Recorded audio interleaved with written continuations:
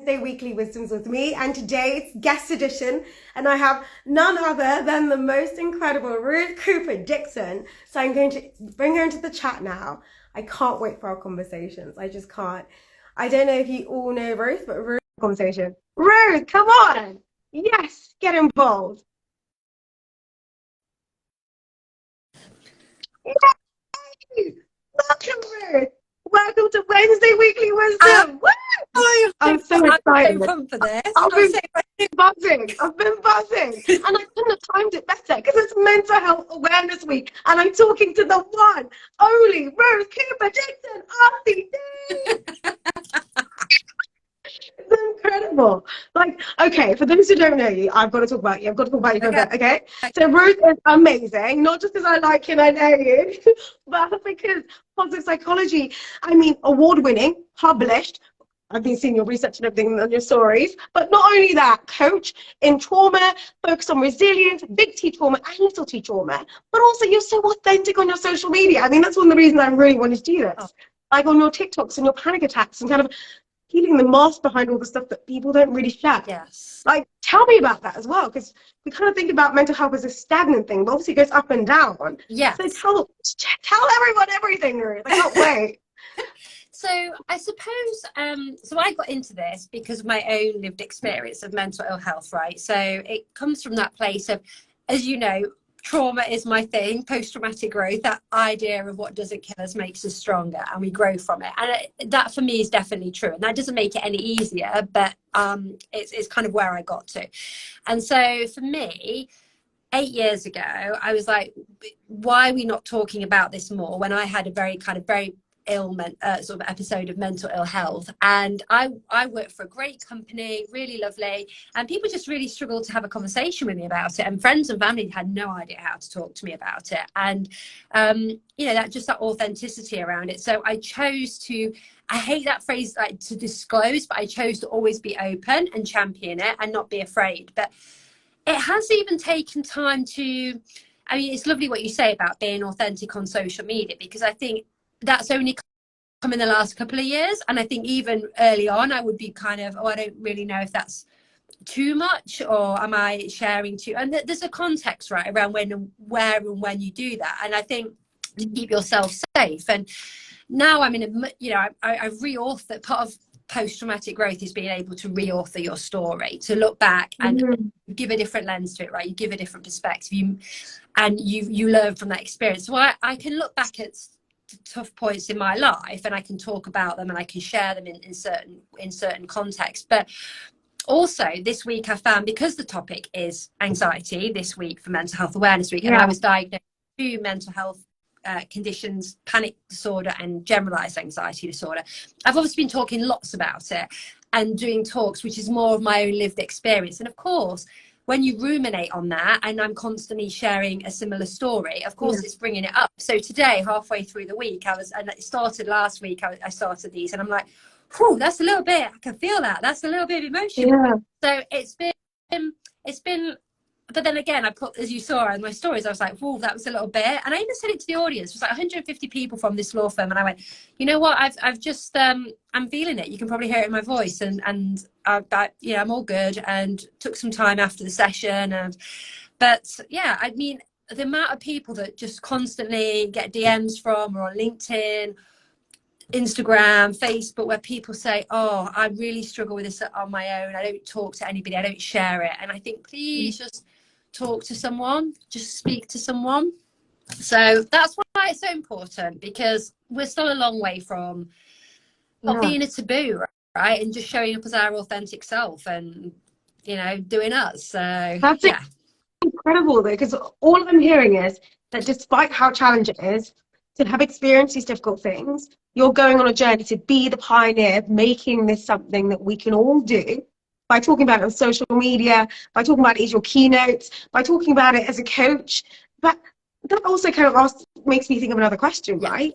So you're a practitioner, you're a coach. What's the fine line in showing that you can kind of tell people how to do this, but balancing the reality of the fact that mental health is always fluctuating? Yeah, so I think that's a big part of it. Is so this week is quite different for me because of the topic of anxiety, because I'm being paid to go in and talk about like the talk I do for the chat. So I'm also a patron of No Panic, which is it's a national anxiety charity for the UK. There's two anxiety charities in the UK. No Panic is one of them. And I've been a patron of theirs since 2018.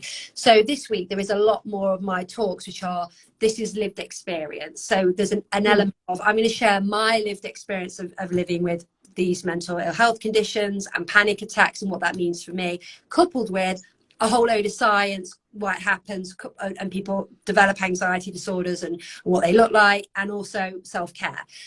In a coaching session or in a workshop or in mental health first aid training, there's much less of me, right? It's about the people in the room, and in coaching it's 110% about that person.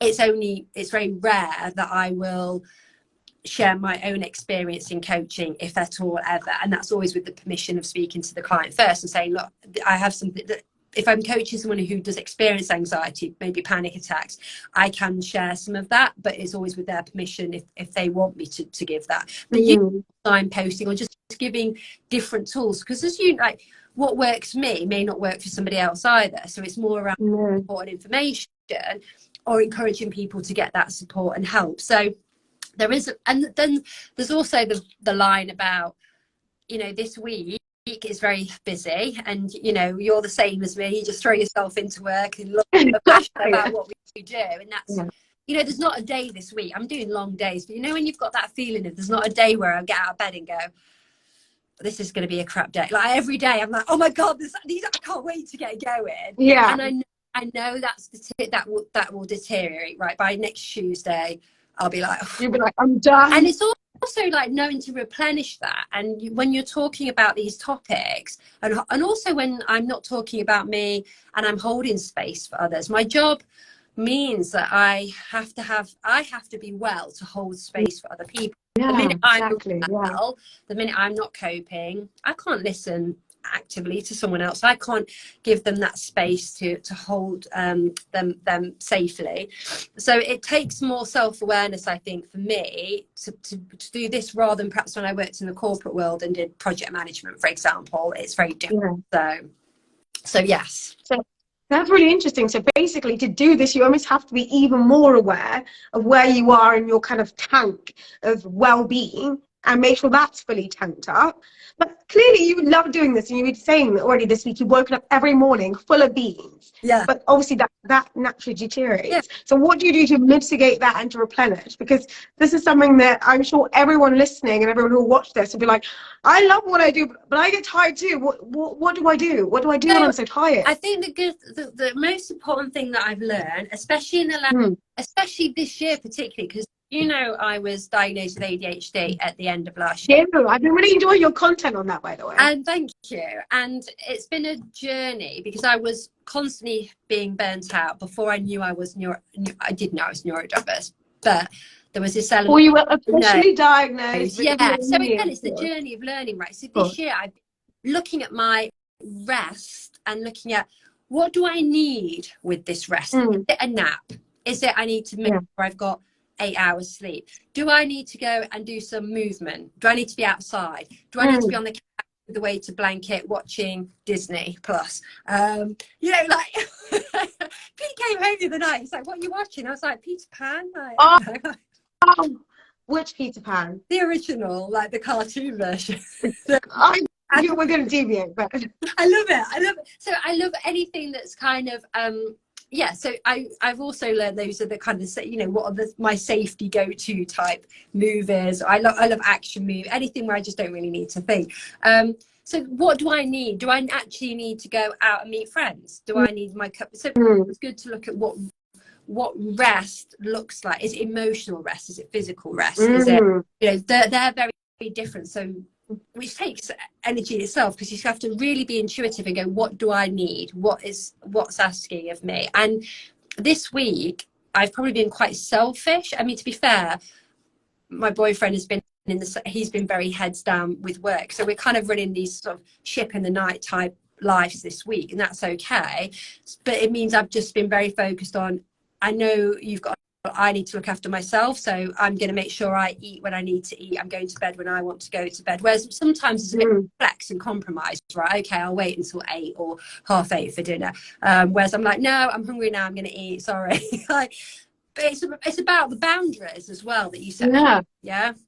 I love that. So I've got to get into that, because clearly you're really highlighting there's different types of rest, but you kind of have to be in a good enough space to almost lay out some blueprints for yourself. Yeah. Like, okay, like maybe it's a sticky note on your phone that says, asking yourself a coaching question: what do I need?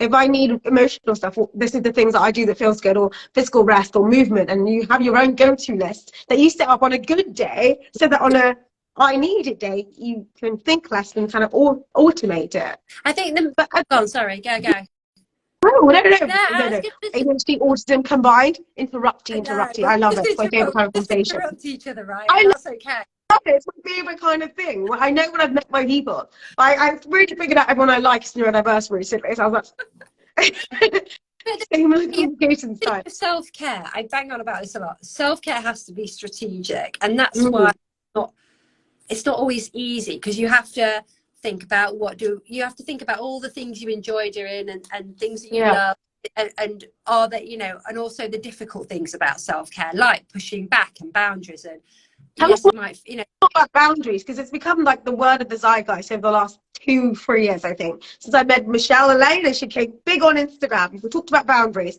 but what is the nitty-gritty of actually having boundaries, and how does that relate to self-care necessarily, in the list of things that we do for ourselves? So I think with boundaries, there's a couple of things. One is that people, when they're not good at setting boundaries, they either please, which is, and especially if they're in that fight, flight, freeze, fawn response. So the fawn response, where you people please, so your boundaries can probably be quite poor, right? Because you just say yes to everything, you don't put yourself first. So that's not good for self-care.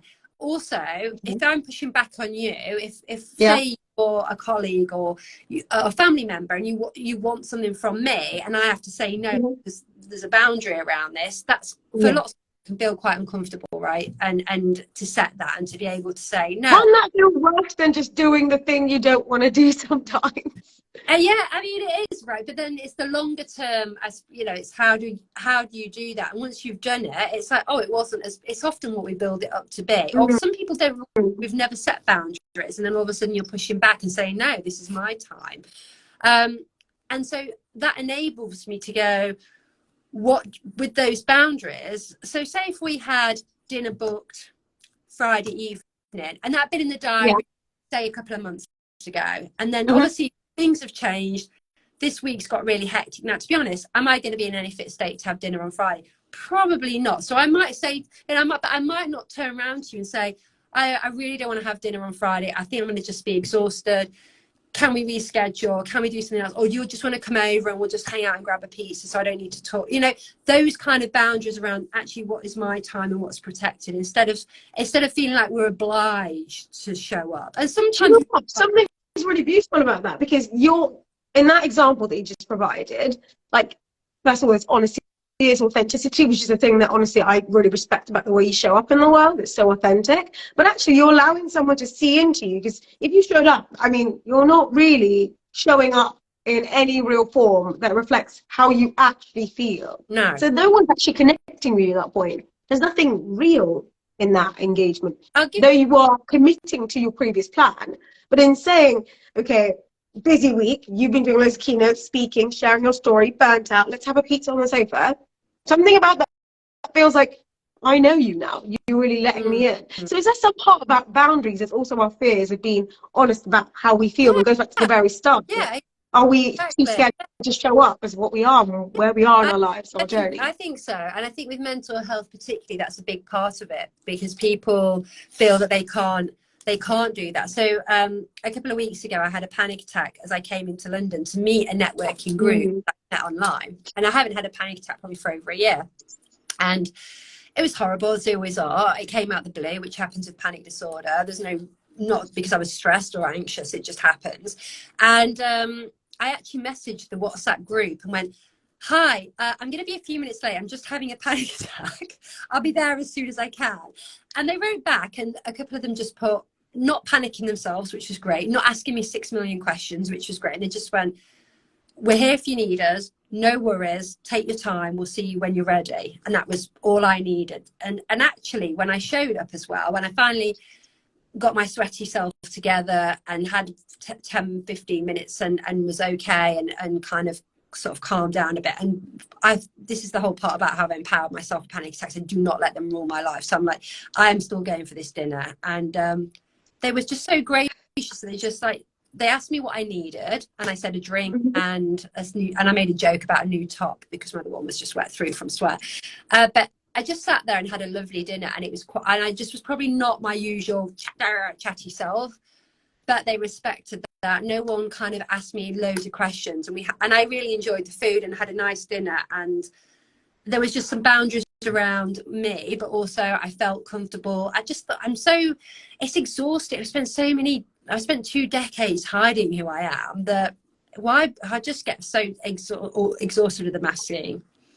Yeah, I understand that we mask a lot, but I think there's something incredible there, that actually it's the way everyone came around you. So what can you say to people when someone is having a panic attack, they've got general anxiety disorder and they need support, or they're having a bout of another ill health, right?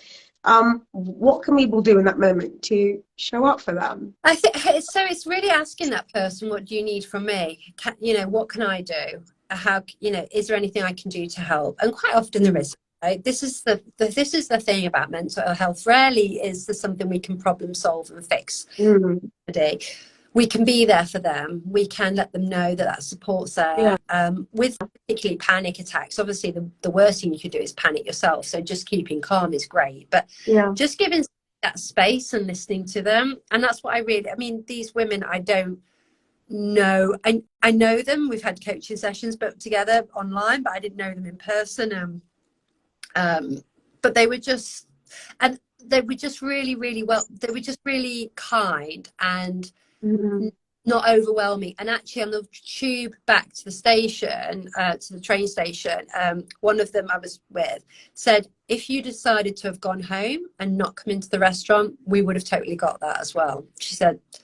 So it was my thing that I wanted to show up, because I've really focused hard on not letting panic attacks be a stopper in life. And if I can go, I will, and do what I want to do and not let that rule me. But also they were kind of, well, if you needed to go, we would have just gone, okay, that's okay too. So it's asking someone like, what do you need? I think is such a powerful question. And what can I do? And what do you, as I said, need and what can I do? So those two things that people really like. That's what.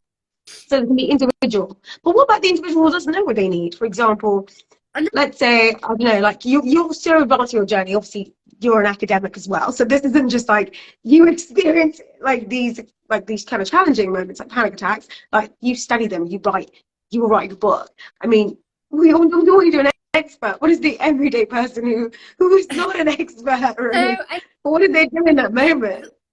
This is where the journey is around the self-awareness, and that's changed for me a lot over the last 8 years particularly. And it's only been the last 18 months, 2 years I probably go hard on, for example, not having that inner critic after I've had a panic attack, like the next day, the following day, talking in my head about how stupid I am and I can't believe that you've got yourself in that state again, and what have you done, and you're such a fool, and it's so embarrassing, and what will people think about you, and all these things. So that is actually probably, for me, I found always worse than the panic attack itself, because it would be that flagellation that would come on the back of experiencing it almost, which is just, now looking back, punishing yourself after having a hard experience. I know, right? So I think what you need to do, so I would, again, it's about intuitively asking yourself, what do I need? And also experience panic attacks, or if you have mental health, is knowing, like you said, when you're well, when you're in periods of feeling normal, is what works for me, what are the tools that I need. And also I've really had to learn to practice the things that I need even when I'm not in that state. So breathing, breath work, amazing for anxiety. Only discovered it really, I was doing meditation, but only really discovered breath work 18 months ago. And that's a practice, because if I suddenly bring out breath work when I'm in a heightened state of panic, is it going to work? Probably not as effective as if I'm using it when I'm well and in other parts of my life to regulate my nervous system. So it's trying different tools. You know, I always thought breath work was a bit, I'm not sure if that's for me. It seems a bit, you know, whatever. But I'm training to be a breathwork instructor next month because I'm just obsessed with it. Because I think, oh my God, that's the ADHD hyperfocus, right? I want to be trained. Special interest. But it's about finding what works for you when you're well, and knowing those are the things that make me feel better. That's amazing. Find the things that work for you when you're well, and then use them when you're well, so you can use them when you're having maybe less than baseline performance of well-being. Why when people say, oh, you should try meditating, if you have depression or anxiety, sometimes that can make your symptoms worse when you're not using it regularly. Because it so wait, meditating can make it worse if you don't use it regularly. Really hard, because you're just sat there, you know, it's not great for some people. Really struggle because you're failing at doing the task that's meant to make. So and also just the fact that it can have that adverse effect, like, well, it's not working because I can't clear my head. Well, if you're not there's a reason why those things are called practice, right? Like yoga practice, meditation practice. You're never the guru. I mean, you might be that person sat, the monk or the nun sat on the cliff tops in the middle of nowhere in the mountains, but rarely do people become, and even those people are always learning, right? The idea is we learn at this. So yeah, I'm liking the way you're talking about it as a journey, like, because so many of us were like, we want to reach our heaven, our mecca, our pinnacle, our zenith of like well-being, and they want to stay there. But it's not really possible, is it? And it doesn't. And our nervous system, as you may know, our nervous system as humans isn't designed to be like that, right, all the time. Because how do we survive? Like, it's impossible. So, and we'll go. You won't respond to any threats. You'll be like, all is well with me. As a lion bites your head off. All is well with me as a lion bites your head off. Exactly. I mean, we wouldn't exist as a species, to be fair, if we didn't have some of these things. It's just about managing these survival techniques so we can still thrive. It's the only way we stayed on this planet, because of anxiety. It's the only way. Tuesday. You won't. Do you know what, though? I'm always really interested, and maybe this is, I don't know what your school of thought on this, because you are the academic on this. I will defer to your greater knowledge here. But like, how much of, like, for example, I always say that some of the things that I feel like were deficiencies before I really got comfortable with who I am, my identity, and just being a bit different in neurodiversity, I see them as almost like requirements to do the things I do, right? And to create the things I create. So how much of these that we might call mental ill health are really, I'm not saying they're essential, but are kind of essential for creativity and innovation and making the world? I don't know what the science says on this, so I'm caveating and I'm saying, Ruth, tell me what the science says. So I did a really interesting talk on Monday with a beautiful gentleman called Colin Minto, and I've known Colin for a couple of years now. We met at the House of Lords actually at a talk, and he lives with OCD and anxiety, and he is also neurodiverse. So believe me, our conversation was the same as our conversation now. It was amazing. I loved it. And we talked. We're like, let's book a stage. Let's book a stadium. That's what we just do it. And did you execute it when you were still in that high? That's my favourite thing. No, we didn't actually. Oh no, that's how the best things happen. I'm still in the high. I'm like, yeah, let's do it. Let's book it. But he was talking about how his OCD is his superpower, and I think there's elements of what we play to with our strengths, right? And I think there's certain things that allow me to perform the way that I do, for sure. I mean, I think, you know, obviously I now know my ADHD and my anxiety are highly correlated. It makes a lot of sense, actually.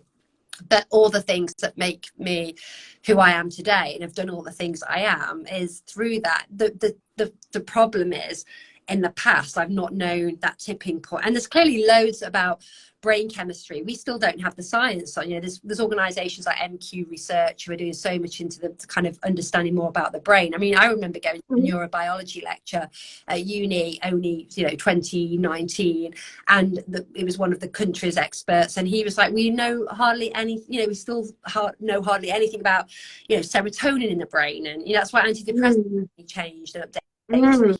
If we think where we are now with understanding cancer and say HIV/AIDS, where we were in the 80s or the 90s, I feel like with it like that with mental health, we just don't know enough about the brain and the mind. So yeah. So we're really far away on the journey of understanding it. So maybe, like you said, Colin, you're talking about from the House of Lords with his OCD, he's crafted strength around it. So maybe it's not so much alleviating it, it's managing it and utilizing it. Yeah, I think there's something about, I lead to your technical deferral. If we think about like always looking at something through a pathological lens and diagnosis, which is why Corey Keyes, the psychologist, brought in, let's not just think of people as no diagnosis or they have a diagnosis. Let's also think about people who might not have a diagnosis but are really struggling with poor mental health. Like, the last 3 years has been much more about people struggling. Okay, they're not clinically depressed or they don't have an anxiety disorder, but they're not, everything's wonderful. And the same I can have like this week and be diagnosed with a mental health condition, but I'm loving life and everything's great. It doesn't mean I'm always rock bottom. So there's something about really understanding what we're talking about is enabling people to flourish rather than languish, and whatever their genetic makeup is or neurobiology is, it's about enabling people spicy. Yeah, I like that. So but that's really interesting. But I want to ask a random question that came to my head just then, because I'm, as you know, engineer, obsessed with systems of systems, like kind of championed by Jim Hall from Oxford University, thinks it's a genius. I mean, use it in engineering, but often in like the mental health space, we have, like you said, we pathologize people like disease diagnosis. But then I think we're moving, especially like things like neurodiversity, to a social model. Yeah. But can we take it a step further and do what we do in engineering and like in blood risk when we design, when we think about the whole system? Like, how does someone being unemployed or homeless or, having had not even like abuse or trauma, the big T that you talk about, because I know you talk about big T and little T trauma, but maybe like being ignored or the absence of an affection, and how that in itself is like a systematic thing.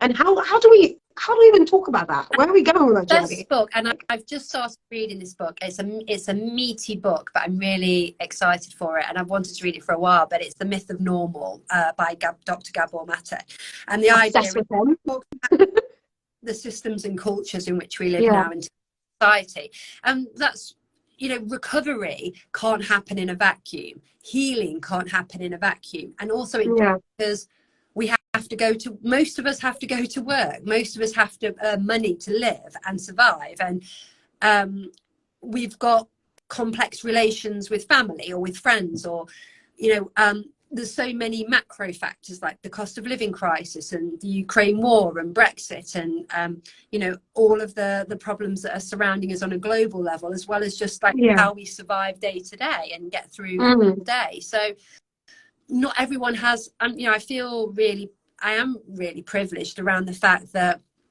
I have always had a supportive family in that sense, who may not have always understood it, but through my own education, they've been able to come along on that journey. I was really fortunate with my NHS support that I got. That's not also the case for everybody. I've also been fortunate to pay for private care when needed. And again, that's a huge privilege. So there is something about recognizing that gives people an opportunity to get themselves in a position of recovery, but the support, I just feel like we're so disconnected. It's just so different because even just before the pandemic, we're so fragmented. It's not like where we used to have communities that we'd grow up in and be they're much smaller, right, than what we used to have. We don't have big villages looking after us in the Western world. I'm talking about more here, but I feel that is a big part of it. And there's this with capitalism and being on and tech, it's completely overwhelming. You know, you can see why people get so caught up in the big stuff, as well as then trying to just navigate, how do I get out of bed and get myself to work? So And it's quite you know, a lot to weigh on an yes, individual. I think historically the individual didn't share that burden entirely. Like you said, it's the community. And maybe in the West we don't have generational homes. Like I know in India you might have a grandmother yeah, and like loads of people living in the home and children raised by loads of cousins and aunties in community. So the burden of like society's pressures is split. And we don't do that so much. no, But how is that related to? Because obviously a lot of the stuff I see on TikTok and the reason I've raised TikTok is your TikTok content is fun. I love you. I love your content.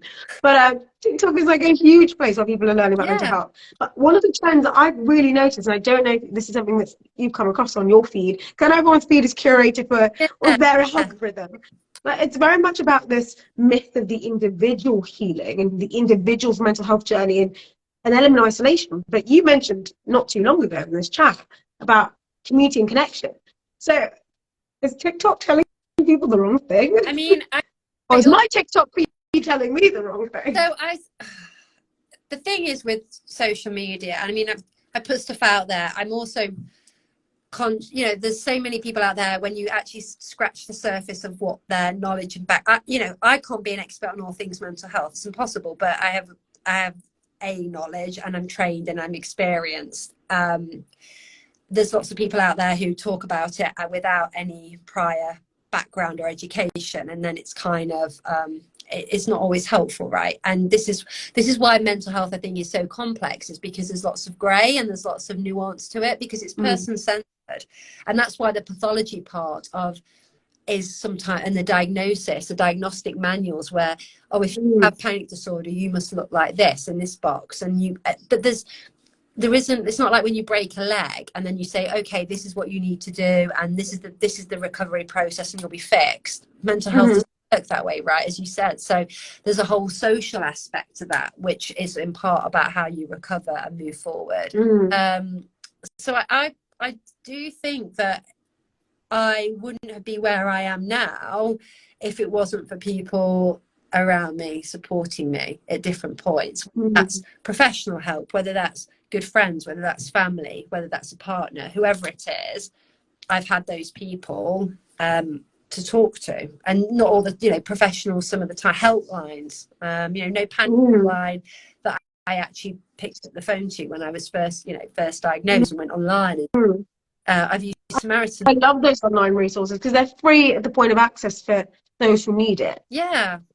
So I do think, you know, I'm not saying TikTok's wrong, but I'm just saying that there is something that connection is such a big part of empathy and having space to talk and to share. And I don't think that still is the case for lots of people. They don't have that, or they don't know how to seek it, or, which is sad. It's really heartbreaking. I mean, I had somebody message me last week to say their panic attacks, it's got much worse. No one knows about it outside of their household. Their usual masking and coping strategies aren't working, and they don't know what to do. And I was like, please just go to your GP, try and call some help, you know, find some professional help and support, because that's a lot to carry. It's a lot.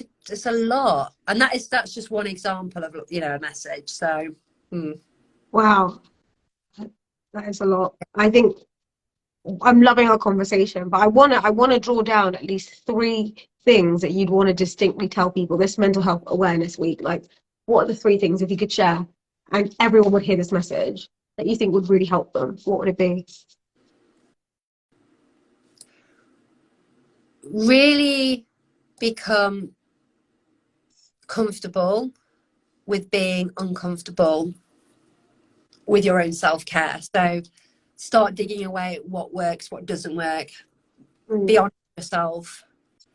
Figure out, why am I avoiding something? Why am I not setting those boundaries? The tougher, deep, we call it the deep work, the work you've got to do. So that's the first one.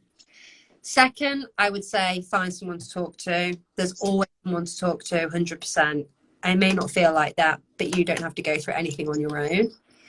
And the third thing is, if you are listening to this, or there's someone you're watching it back and you think, there's someone springs to mind who I haven't heard from in a while.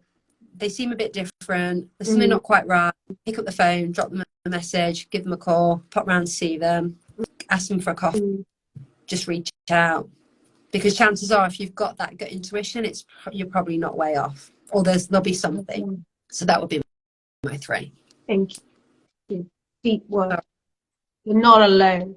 You feel something and worried about someone, reach out. Yes. Thank you, Ruth. That has been incredible. I knew we were going to have a good chat. I knew it. I was not wrong. I've realised as well, I'm sat in this little phone boothy place in this building, and I feel like it's literally getting warmer and warmer. I feel like my cheeks are getting rosy, and I feel like today is warm, though. Today is warm. It's warm today, isn't it? I'm not complaining. No, not complaining. May this lovely weather continue. I'm loving that orange terracotta. It's lovely. I'm obsessed with these bright colours now. As long as it's sunny, I'm in them. I've been loving though. Wait, who's the company that did your wedding dress? They revamped it. I thought it was really cool. I saw it on Instagram. Temple. I was going to ask you about that. That was the dress I wore. The dress that I also wore yesterday for the Utility Week Live. You would have loved that. It was all engineers. It was all. That's pretty much the conference at the Utility Week Live conference. But I wore a different dress. They created that dress for me for that conference. So that was yeah. I've been liking your fashion. I'm just saying, you are killing it on the social media game. Killing it on the social media game. Very fashionable as always. I'm loving your content. Keep it up. And of course, let's both crack on with our book. Yes, I know. We need to write. We need to write.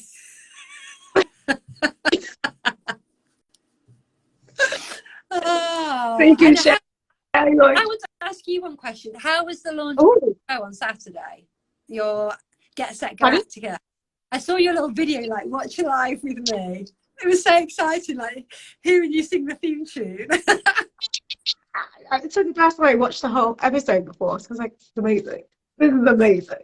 Have you watched it yet? No, I've not seen it yet, but I made me smile because it just. How quickly is that time gone though from when you said last year, it's coming out next May? That felt like years away, right? I know, because it was this time last May. We were in our container working and still working on the book. Yeah, I know. So proud of you. It's brilliant. Thank you. I love that so much. Next generation. It's amazing. Future scientists, future engineers, assemble. And we need to grab some tea and cake when we have time. We do. Ice cream. Let's go ice cream. I'll have to bring some lactose tolerant tablets. Yes. But yes, we'll do it. We'll do it. TMI. I'm going to round up before I TMI anymore. But it's been amazing having you on Wednesday Weekly Wisdoms. I knew it was going to be awesome. And of course, RCD, you did not disappoint. Thank you. So I'll chat to you offline, but I can't wait to see you again soon. Thanks for joining. See you soon. Take care. Bye. See you. Bye. That was amazing.